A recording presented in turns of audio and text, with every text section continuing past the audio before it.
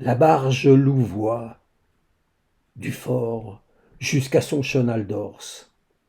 À peine ai-je traversé, à l'heure de basse marée, qu'elle dévoile des dessous dont elle puise sa force. Les portées ferronnées des tables huîtrières dessinent en croches noires, rouillées et griffonnées, la partition des champs d'ouvriers de la mer. Une fois franchi le pont, j'oublie le continent. Elle met dans nos regards des reflets d'outre-mer, lumineuses, à ne plus jamais voir autrement. Elle n'a de jour sans un sourire au fond des cieux. Ses nues devancent un temps en devenir plus clair, unissant ciel et mer dans un halo radieux. Ses seins nourrissent encore des villages dispersés dans les immensités salinières d'un autre âge. Marattes sauvages, peuplés de grands échassiers.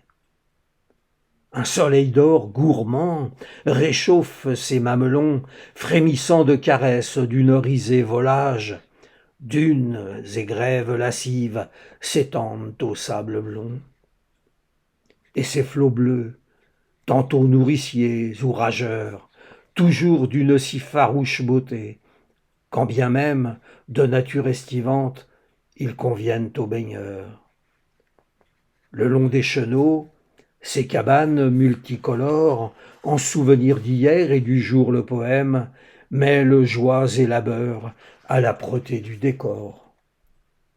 Les chaluts entrent au port, traînent de nuées blanches, versant à la criée de la mer le salaire de ces marins au front buriné de revanche. Ces passes sont gardées, d'Antioche à Châssiron. Boyard la sentinelle veille au milieu des mers, égare aux fanfarons, au pertuis Maumusson. Aux éléments, elle pose ses galbes accueillants, affine avec le temps ses courbes olérodaises, mais garde la pudeur d'une belle d'antan. Nul ne peut la prendre. Au perché sur les remparts, dedans sa citadelle maritime charentaise, les voyageurs n'ont plus l'envie d'autre part.